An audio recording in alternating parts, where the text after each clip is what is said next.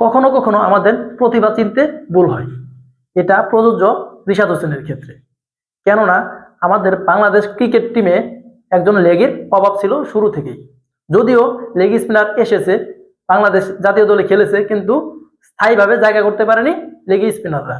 সেখানে রিশাদ হোসেন, তাকে ঘরোয়া লিগেও তেমন খেলার সুযোগ দেওয়া হয়নি। যদিও 2-1টা ম্যাচ খেলার সুযোগ দেওয়া হয়েছে, তারপরও তাকে দিনের পর দিন, মাসের পর মাস বেঞ্চে বসিয়ে রাখা হয়েছে। রিশাদ হোসেনকে দলে না নেওয়ার কারণ হচ্ছে তিনি বেশি খরচে।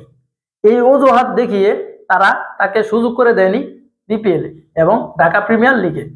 যখন ফাইনালি জাতীয় দলে দেখা গেল রিশাদ হোসেনকে, তখন আমরা দেখলাম ভিন্ন চিত্র। 2024 সালে 24 ম্যাচে টি-20তে তিনি নেন 35টা উইকেট, যা বাংলাদেশের বোলারদের মধ্যে সেরা, সবচেয়ে বেশি। যদিও বোলিংদের মধ্যে সেরাদের তালিকায় থাকবে তাসকিন, মুস্তাফিজ, শরীফুল, কিন্তু তাদেরকে পিছনে ফেলে যার নামটা সবার আগে উঠে আসবেন তিনি হচ্ছেন রিশাদ হোসেন। রিশাদ হোসেন, তাকে নিয়ে কথা বলবোই না কেন। এই যে তার লাস্ট ম্যাচ ওয়েস্ট ইন্ডিজের বিপক্ষে তিনি 21 রান খরচ করে তিনটি উইকেট নিয়েছিলেন। এবং এই বছরে উইকেট শিকারের দিক দিয়ে 2 নম্বরে রয়েছেন তাসকিন আহমেদ। তিনি 19 ম্যাচে উইকেট নিয়েছেন 30টি। তিনিও অসাধারণ বোলিং করেছেন এবং তার পারফরমেন্সটা ছিল অসাধারণ। ভেরি ইন্টারেস্টিং ব্যাপার হচ্ছে, এক বছরে এর আগে বাংলাদেশের কোনো বোলার এই কীর্তি অর্জন করতে পারেনি। এক বছরে 35টা উইকেট কোনো বোলারই নিতে পারেনি। এর আগে 2021 সালে 20 ম্যাচে 28 উইকেট নিয়েছিলেন মুস্তাফিজুর, এবং এই বছরে মুস্তাফিজুর নিয়েছেন 18 ম্যাচে 27 উইকেট, এবং 2021 সালে 18 ম্যাচে 25 উইকেট নিয়ে সাকিব আল হাসান এবং মুস্তাফিজুর ছিলেন সবার মুখে মুখে, পত্রিকায়, নিউজে। কিন্তু রিশাদ হোসেন তিনি একটা অর্জন করেছেন, এক বছরে 35টি উইকেট নিয়েছেন, যা ইতিহাসে বাংলাদেশের কোনো বোলারদের নেই। এই কীর্তি গড়েছেন রিশাদ হোসেন। তারপরও তাকে নিয়ে নেই কোনো মাতামাতি, তাকে নিয়ে নেই কোনো লেখালেখি। রিশাদ হোসেনের কদর আমরা হয়তোবা দিতে পারিনি, আমরা তাকে হাইলাইটস করতে পারিনি, কিন্তু তার কদরটা বহির্বিশ্ব ঠিকই দিয়েছে। কেননা তিনি এবছর বিগ ব্যাশে ডাক পেয়েছেন। শুরুতেই বলেছিলাম, কখনো কখনো আমরা প্রতিভা চিনতে ভুল করি। সেই তালিকায় উঠে আসবে জাকির আলী অনিকের নাম।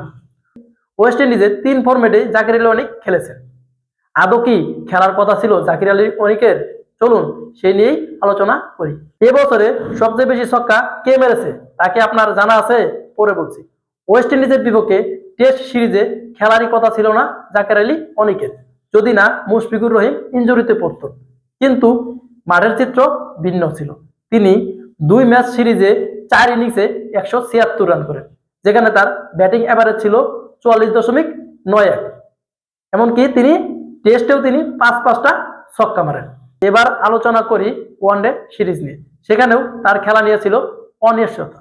কেননা আমাদের নিয়মিত ক্যাপ্টেন শান্ত, তিনি যদি ইনজুরিতে না পড়তেন হয়তোবা আমরা দেখতে পাইতাম না জাকির আলী অনিককে। কিন্তু তিনি সুযোগটা পেয়ে ঠিকই কাজে লাগাছেন মাঠে। কেননা 3 ইনিংসে 113 রান করেন জাকির আলী অনিক।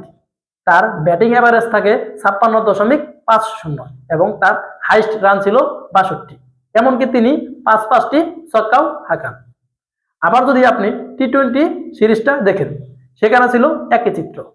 শান্ত হৃদয় যদি খেলতেন তাহলে সুযোগ পেতেন না জাকির আলী অনিক। জাকির আলী অনিক যখন সুযোগ পেয়েছেন তিনি আবারও প্রমাণ করে দিয়েছেন মাঠে।